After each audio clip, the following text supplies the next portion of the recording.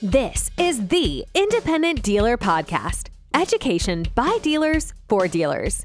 Now, here are your hosts, Luke Godwin and Jeff Watson. Hello and welcome to the Independent Dealer Podcast, brought to you by Buckeye Dealership Consulting. Hey guys, that Jeff, you kind of left me hanging there. Thanks, buddy. Anyway, so we are trying to appeal to independents across the board. We slant a lot buy here, pay here, so we're having to bring on experts, hopefully every month, right, Jeff, and really talk about retail market, because unfortunately that's not much I really know about. Jeff probably knows more, which is bad to say, than I do about retail. Anyway, so this week we have a friend, Ben Wheat, Indy Wholesale Direct. We talked to him a couple months ago, visited him when we were in Indy in October, I think it was. Just a great, neat setup. We enjoyed it. Ben, thanks for being here. Catch us up on what's going on out there. Gentlemen, great to be back, you guys. And, we're plugging away. Tax time is upon us. Everything seems to be going pretty good. Pretty strong influx of tax money, influx of people. Cars are staying strong at the auction. Still tough to get inventory. I'm sure that you guys are probably experiencing the same thing. How are you guys doing? Tax season is winding down for us, and we were talking about that before we came on the air, and I think it is regional, and maybe the colder weather climates. I was talking to Dan Real the other day about it, and that first quarter of y'all's, it seems like in the colder weather climates is a little slower. In South Carolina, in the South, it is wide open. It's our busiest time, and when April hits, we kind of start to land a plane, our pilot here, talking about landing a plane, but it's been strong. It's hard to buy cars right now, I hadn't had that problem in a little bit. Yeah, you know what? I feel like it might even be just demographic or customer profile based, right? Like Luke and I are both very much buy here, pay here, right? So our customers are, the second they have their W-2 in hand, and even before, they're getting their tax returns done, they're filing, they're waiting for that return. Whereas Ben, you deal in more of a prime type customer that, a lot of those guys probably owe taxes, right? They're probably not running out to file right away. They're waiting to gather all their W-2s. They got some K-1s from different businesses they've got to get together or something. So maybe that's part of it too. Some of those people are a little bit late filers. I haven't filed yet. I don't plan on filing until August or what. I don't know. What's the second deadline? October 15th, I think, is our deadline. October 15th. Yeah, whatever. Who pushed this off till 2025 or something? Paying the penalty. So tell me this, Ben, like, where are you seeing active buyers right now? Where are they coming in? Is it the prime guys that are paying cash? Is it subprime? My sentiment is this, and I barely dabble in anything expensive. I have found that it's the middle ground that is the worst. I don't want a $50,000 SUV. I either want a $10,000 SUV or a $110,000 SUV. Because having something in the middle just seems to sit forever. The $30,000, $40,000, $50,000 trucks go nowhere. But if I had an $80,000 brand new whatever, it would fly off the shelf tomorrow. Is that what you're seeing? Yeah, 100%. And you touched on this quite a bit. I would say this time of year, and I wasn't really expecting this, but now that it's happened, it doesn't really surprise me. So most of our client base right now, our customer base, is people looking for cheaper cars. By cheaper, I'm going to say, well, $400 payments or below, obviously, or it tends to be $15,000 or less. Okay. And that is primarily right now what we're seeing. And it's funny that you touch on this, because a lot of, I think, more well-to-do customers are maybe gearing up to write a check, or maybe, they're on spring break, or we haven't really talked about that yet, but spring break tends to slow us down a little bit. We're seeing some cash, but we're seeing our average credit score the last 30 days. We just talked about this last night, was below a 600. So we're seeing a ton of subprime, and we're closing those people. We're closing those people at 50%. So, we're seeing some tax money, but I don't really think we've reached the peak yet, like we talked about before the show. And, but our demographic is definitely that lower income and what have you. But I will also agree with your point too, that, last week I sold a car for $400,000, and then I sold a whole bunch of cars for $5,000 to $15,000. So, but I do definitely agree with your sentiment. In the middle ground is very, very tough. I think it would be tough to be a luxury dealer right now that's selling 1, 2-year-old Highline vehicles. I think that a lot of people that have money are buying new, and definitely, I have a really, really good friend at the Porsche dealer here in town, and last month over 75% of their business was cash. Wow. Tough to be a finance manager there. It's the haves and the have-nots, right? It's like you either can afford a $400 payment or under, or you're just buying it cash. Yeah. It's like there's like no in between. Well, and no one's doing the 800 payment anymore. Exactly. And their rate from Porsche Financial, their rate is, 7, 8, 9% for a prime customer. Pay that. Wow. I mean, who's going to do that? What kind of car do you sell for 400 grand, man? So I sold a 2024 911 Dakar, which is you got one? Yeah. So that's kind of a funny story how I ended up with that, but they're great guys. I deal with them a lot. I bought, 3 or 4 GT cars the last year, and another dealer actually bought that car for an end user.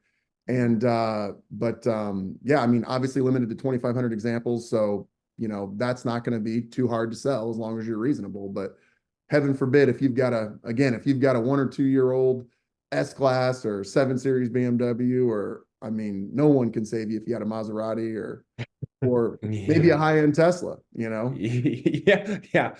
Mine's definitely upside down. But the cheap Teslas, the Hertz ones, I'm selling the crap out of them. The Model 3s for 20 grand. Yeah. Those are those things are getting the tax credit and flying off the shelves. But Ben, real quick, who's easier to deal with, the $400,000 buyer or the $14,000 buyer? So what I tend to find is so anytime that I have a vehicle that's that expensive, it's going to be something that's very exclusive. So it means that, I'm going to have the only one, or there's not going to be very many. So, and you guys know how that goes. That means that we kind of control the deck. So those guys typically are pretty easy to deal with. Again, very rarely is there going to be any back end involved in that. So it's just a straight front end deal. But, we've also ran into problems with those customers as well. So it's really hard to make any kind of real assessment on that. But typically, with cars that expensive, it's just a wire transfer and a transport truck away. You send them some photos. You never really talk to the guy. Video, that kind of a deal. We took this car. This car had 35 miles on it. So So what's going to go wrong? That's really interesting to me. It seems like it is still like such a mentality thing where you could have the high end buyer that just nitpicks the crap out of it. And then I have guys where I'm like, dude, you've just got to pull the trigger, man. Like, yeah, it's a Hertz car. It's going to have some scratches on it. You're getting a killer deal plus $4,000 tax credit. Like, it's not going to be perfect. Like, please just be okay with this.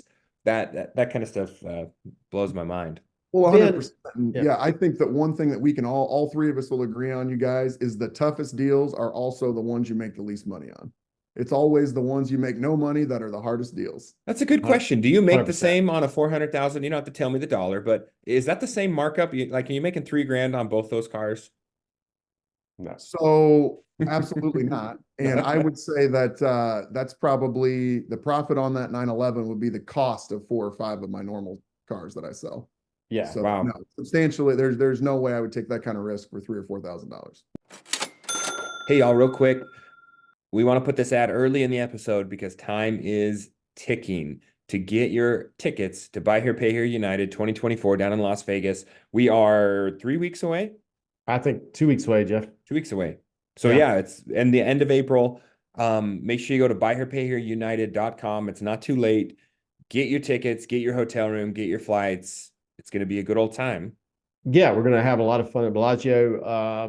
Get signed up, get out there. We are going to wrap it up every day and just meet all of y'all that we haven't met before and share some ideas. And I know I'm going to learn something, Jeff, and hopefully people can learn some things too. Yep. See you there. Hey, Ben, what I've seen in Columbia, South Carolina right now, and I want to know you feel anything out there.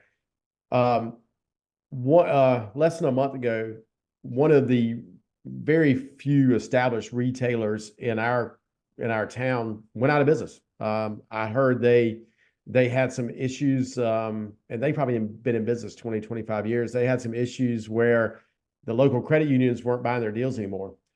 They shut the doors. And then another dealer who sold very high-end cars, that's been in business for about 3 years, has shut the doors. And I know Jeff has an example or two in his area. What do you think is going on in this retail market?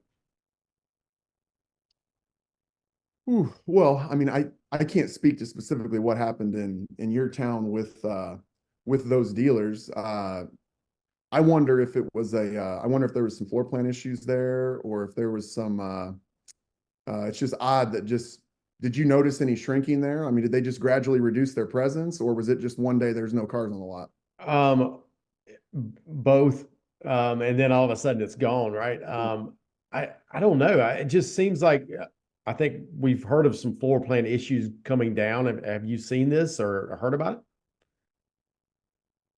I mean, yeah, I mean, we hear about stuff like that all the time in our town. Typically, it's smaller dealers. Typically it's 30 car guys. I mean, you don't normally see large dealers. You don't normally see that happening to them. But I definitely think that overall, I think that there's some guys struggling for sure that I do know about, and I do know that I would not want to be the guy starting a car dealership right now from ground zero. I think you guys could probably agree with that. Yeah, for sure. Yeah, there's a lot of headwinds right now. And the example in my town of a local dealer that did 100 cars a month pretty consistently for the last few years. And the word on the street is their next gear line got pulled.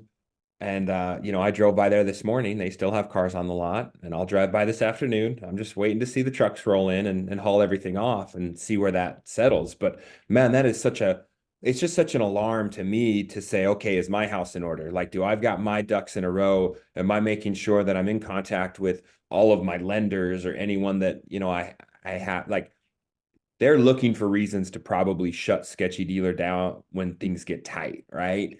And as a dealer, if you start getting pinched on all ends and you're not watching out, they can come up and bite you, right? That kind of stuff, I don't know, always gives me a lot of pause to make sure that I've got my ducks in a row.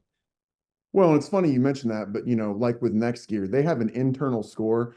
I think we touched on this the last time I was on the show, but I actually do know someone that is an executive there, and so they have basically an internal score, and then every time there's an audit or every time you submit financials, there's all of these metrics that they look at, okay? And then basically it's like as long as you stay above this number, they're going to let you keep your line open. And a lot of the dealers that think they're getting away with, selling cars out of trust and they're getting away with, fake CITs and fake bills of sale and this and that, they're really not. But Next Gear, first and foremost, that is basically a company designed, they just are worried about a spread on their money, right? And then they know they're going to have losses. They're not scared of losses. They know they're going to have losses. So they just internally, again, have these metrics. And as long as you stay above, X, Y, or Z, they're going to let you stay in business. But it's not that they don't know that these dealers are playing these games. And like we talked about last time as well, I think a lot of the larger established dealers, I think, use banks. I think they shy away from Next Gear and AFC. I just think you're going to get better terms. I mean, Next Gear doesn't even use prime. They use some kind of internal rate. And their average right now, because I asked this question actually when I was talking to him, is their average percentage, if you take fees into consideration across the board, is 15%. Which is just, I don't see how you can pay 15%. It's hard to do, especially when margins are getting compressed like they are as well. How about let's talk about rates when it comes to these lenders. You mentioned Porsche earlier at 9%. Are you seeing any big lenders getting stronger or pulling back, or rates fluctuating a lot?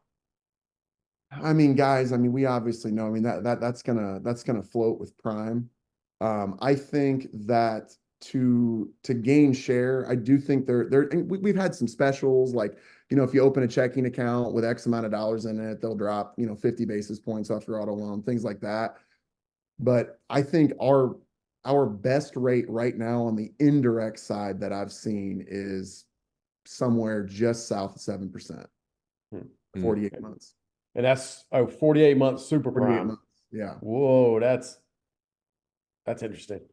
That would make for some big car payments on higher price stuff, wouldn't it? And I saw a PenFed. I did see a PenFed loan check though for 4.5%. So again, but I mean, we can't compete with that. I mean, that's something totally separate. How's the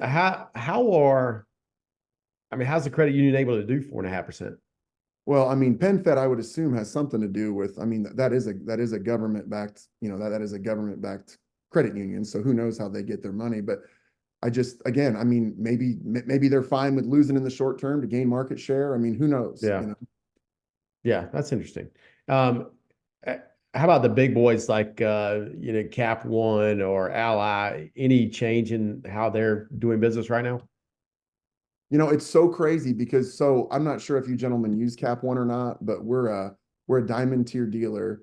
So we do, I think that's a rolling 90-day average of 45, 50 deals a month. So that means we do get the best rates they offer. So they've got tier 1 through 9. Okay. And, a tier 1, we're going to see, depending on the car, I mean, there's a lot of metrics, right? And the lowest I've seen with Cap One is about 7%. But I've also seen them approve, they've approved people that have a Cap One card. I've seen them approve 550s. So they're a big institutional lender that will take a chance on somebody that, that has a credit card. I mean, they'll give anybody $1,000, they'll give anybody $1,000 credit card. And we've put customers in there, you guys, and you would not believe it. I mean, it's a Hail Mary, and they'll approve a 550 credit score and there'll be no steps except for proof of residence. So it's just blows my mind. But no difference in the last little bit from these companies. I can't say that there has been. I mean, if you're speaking directly, of the first quarter, I have not seen a difference. Interesting. Jeff, Buckeye's major sponsor, they always have been. And I tell you, I was just going over my CPI numbers and my warranty numbers the other day and my VSC numbers. And I tell you, it's a whole nother business, and it can really make you a lot of money. If you put in the effort into your reinsurance company as much effort as you put in your car company, I think you can make about the same amount of money. What do you think? I think there's a lot of dealers that probably make more in their reinsurance company than their car company. Yeah. But one thing I've done just now is I'm actually doing my first borrow back. So I built up enough in my earned premium that I can actually borrow this back as a loan to my company, to my operating company. So for me, that's great. I've got this awesome little forced savings account that was a little nest egg that is great to have in the account right now as I'm trying to grow and expand a little more. So instead of me going to a bank to try to get a couple $100,000, I go to myself, get the couple $100,000, pay myself interest. It's a win-win. It is. And we've been doing that for years. I can't describe more than we already have over the years how important a reinsurance company is to your dealership. Call Buckeye, get it done today. Don't wait on it. I think that's why we talked about this in previous episodes, but it is so important to have diversity in your lending pool, right? To have options, because you're right. Some of it makes no rhyme or reason, and it's some internal upper VIP manager that decides, yes, we want to be more aggressive, or we want to change our algorithm this way or that way, or we think now's the time to gain good market share because our number one competitor is getting tight. So to have those different options, and you're like, whoa, I threw a 550 against the wall and it's stuck. Like, I'm going to start throwing all my 550s this way. I had no idea, right? Like, because these guys have been shooting them down. So I just think that just lends to, like, we talk about that. It's so important as a retail dealer to just have diversification in your lending, your banking options, right? You've got to develop those relationships. And Ben's obviously done a great job getting to that tier with Ally, like giving them good deals, being on top of your paperwork. Hopefully you've got a pool that's performing well, right? And that's, I guess, and they have some sort of internal gauge or tracking mechanism. Well, yeah. And speaking of pools, I mean, we're all familiar with CAC, I assume, right? Credit acceptance. And I'm not sure if you gentlemen use them, but I would say they are probably one of the best barometers. Okay. So one good thing about them too, in case you gentlemen don't know, is if you're ever wondering about someone's pay stubs or someone's STIP, send them through to CAC, because if there's something wrong, they'll catch it. So run it through CAC. But they are buying extremely aggressively. And you made me think of this when in your earlier point. So I would say they're buying very, very aggressively right now because they anticipate rates are going to go down. Okay. So, and I have noticed they have been And by buying aggressively, I mean reduce fees, okay? Because let's be honest, their interest rate remains the same, but their fees change, okay? So the fact that their fees have come down and they're trying to buy as much business as they can right now, I would say that they anticipate rates to go down quite a bit. And maybe a lot of that pertains to tax time and, things like that. But I definitely have noticed a shift, gentlemen, in their buying. I was wondering if the tax season probably was something CAC would adjust how they buy during that season or not. Yeah, I mean, I think the reason too behind that may be you do tend to see larger down payments during tax time. I think you gentlemen probably see the same. Yeah. But the kind of an odd thing with CAC is they've modified their buying program, gentlemen. I mean, we did a deal last week at 7% with CAC. So they have a gold, like a gold tier. And they'll buy a 25-year-old car. I mean, they'll buy, a car with 200,000 miles. They'll buy, they've got again, a ton of different metrics they use, but and I don't know if you guys use them or have closed any pools, but I've got 5 pools paying now, and they're all paying great except for the pool with all my COVID deals. That pool is terrible. Do you blame that on free money or messy pool? Free money or payment because maybe they bought too much car? What do you think? Or is it both? Yes, I blame that on CAC not pulling back in time and letting, you're talking about people that maybe had $5,000 one time in their entire life, and they hadn't shifted their metrics yet, so they bought a car and they took a $600 payment, and then now that $600 car is well, maybe 6 months ago it was repossessed. So what do you see? Yeah, let's talk about. I've got two pools. I just want to talk about my pool real quick. Mine's a mud puddle, less of a pool, more of a cesspool or a septic tank, I think. 2 pools, half of one. Neither are paying anything. In fact, I think I might owe them money somehow. I don't know if that's possible, but it's not good. Not good. Well, but yeah. So car payments spiked, I think around 6 months ago. Have you seen an average car payment coming down lately?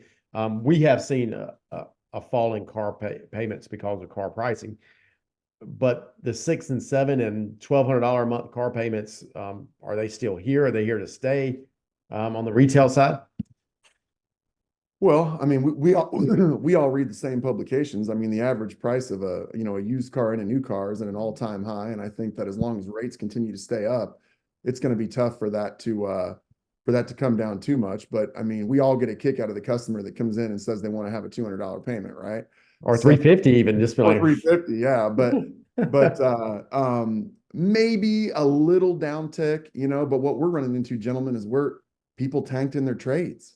Oh man, negative equity. Heard that. We're running into. So I read something yesterday that said negative equity, 20% of people with car loans are upside down currently. And the severity of that upside down is outrageous, something like $6,000 or $7,000. How do we get out of this problem? Cross your fingers that somebody steals your car, I guess, or somebody hits you. But I don't know. In all honesty, for the customer, I don't really see a way out, because I don't think that obviously I don't think their car is going to go up in value. Whoever is at home right now thinking about trading their car in, just know that it is never going to be worth more than tax season 2024. It's never going to be worth more. So I mean, it's only going to get worse, and I don't necessarily think that, because let's talk about something else. There was a massive shortage of lease returns during COVID, or leases. Nobody was leasing. Okay. Here we are almost 3 years later, and guys, there is going to be no lease returns. So, most of the time those new car stores, that's how they got a lot of their inventory, right?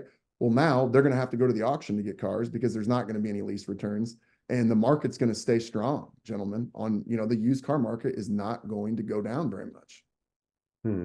We talked a lot about that during COVID of, hey guys, remember, this will be a hangover. There will be an effect or an issue with this down the road of all these inflated MSRPs and over cost and full sticker and, back then you were rolling negative equity on top of negative equity, and yeah, now we're back to normal. So yes, you do have to pay up eventually.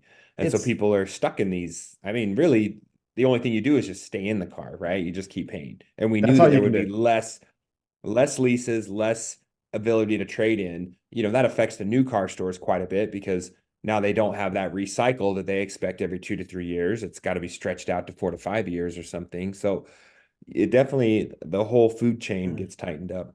I think new car manufacturers are really trying to press leases currently, though, because of that.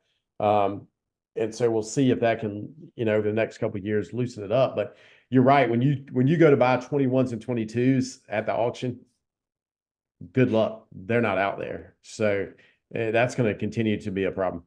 Well, rental car companies too traditionally have gotten, the lion's share of those fleet cars, and then, there's a saying when money's cheap, leases are steep. So now that money's expensive again, leases are much more attractive. Right. Right. Interesting. Do you do any used car leasing, Ben? Do you have any options for that? We do. Our only option, so Ally, we don't use Ally for leasing, but Ally would do it, but it never makes sense. But I've got for Highline customers, this is 100,000 and above cars. There's a company, great guy, Ross Dressel's our rep's name, Premier. So Premier Financial, they do, basically it's a Highline lease with a balloon payment. So like, let's say you buy a $300,000 car, right? Well, you'll, instead of a $5,000 a month payment, you'll have a $2,500 a month payment for 5 years with a 5-year balloon. But the beauty of that, gentlemen, is that you don't pay all the sales tax up front. Because let's say you buy a $300,000 car. Well, in Indiana, I'm going to owe $21,000 in sales tax. Well, that allows me to make my, sales tax payments, 1 month at a time. And then if I go sell the car, I'm not eating, the sales tax in its entirety. Because let's be honest, people tend to trade those cars quite a bit. Most people that buy $300,000 cars, they might have it for a year, and then they're buying another, exotic car, or, this, that, and the other. And it's a really, really good program. Interesting. Yeah. What is your sentiment, Ben? I want to know how you feel about the upcoming, 2 months, 3 months, year. Like, are you being more aggressive on inventory? Are you trying to like downsize your average dollar sales price? Are there certain avenues you're not getting into? How are the, high-end exotic European or even electric vehicles? Do you see those as still being an opportunity or not? Well, I mean, 3 weeks ago, I bought 86 cars in one day. What's that? That would blow my mind. I don't even know. So I absolutely never let my foot off the gas when it comes to buying. Okay. Was that on a Monday with at CarMax? Because I saw you buying like crazy on a couple of places I was on. Yeah. Okay. But yeah. So there are some secret spots that I like to frequent. I was actually buying down in your neck of the woods, actually. Yeah. But yeah, so to answer your question, no, I do not ever let my foot off the gas when it comes to buying. I've bought, like it sounds like you gentlemen have, I bought a couple Model 3s I couldn't resist, okay? Fear of missing out. So I bought a couple of those, sold those, when Hertz unloaded all those. I just don't have good luck with electric cars. I had an electric Jaguar I lost, I think, $8,500 on. I just think they depreciate so fast. But I think that the kiss of death for me is when we don't, like if I take a week or two off or slow down, it's like, we don't have that fresh inventory, and it just seems like we just slow down a lot. Yeah, I agree. I'm same here. But do you think the market's going to stay strong as it has been for the next year, Ben? Are you anticipating that?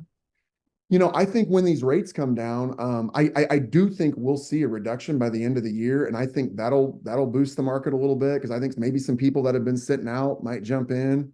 I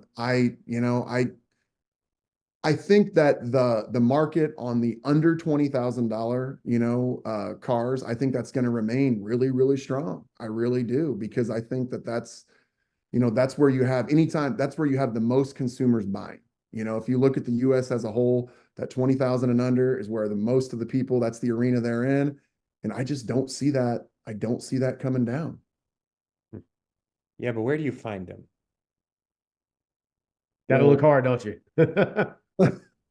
Well, I mean, I find him at CarMax, but yeah, for me, I can find the under 20. I can't find the under 10, right? And so now I'm like accumulating this whole buy here, pay here lot of like cars in their teens, which is very hard for me to sell and keep it an affordable payment.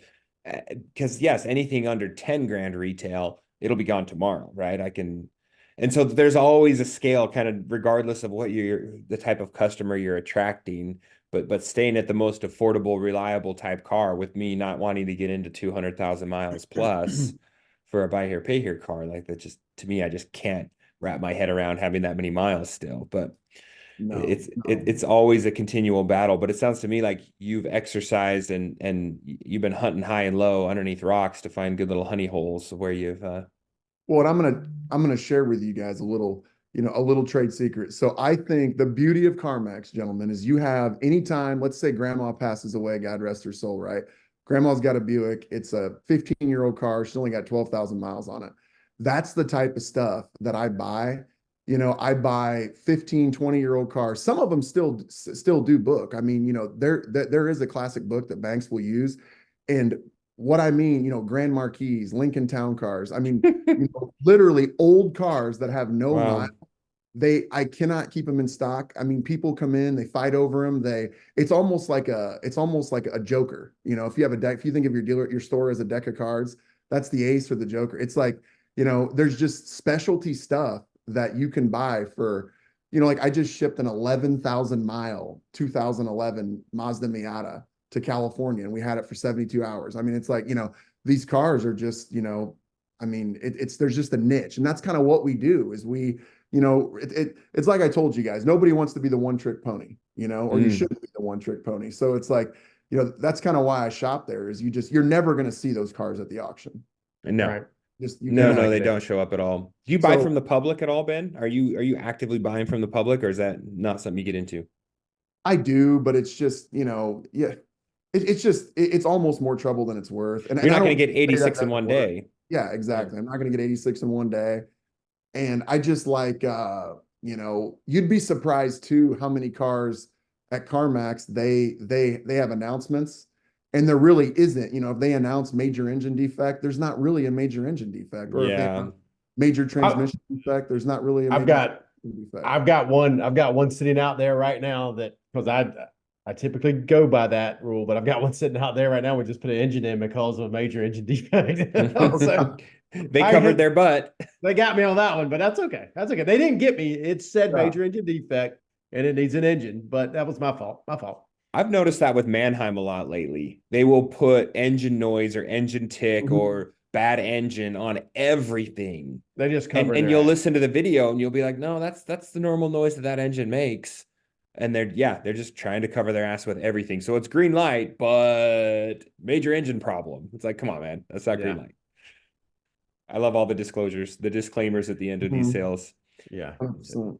Ben, hey man, we really appreciate your time. This is always super informative. I wrote down like 3 or 4 things that I need to go talk to my guys about, which also is probably hiding my contact information from my CAC rep, because there's a lot of red on this report. He's going to come, they're going to come collecting on this at some point, because thanks so much. Appreciate your time, Ben. Thanks a lot, guys. Good chat. Ben.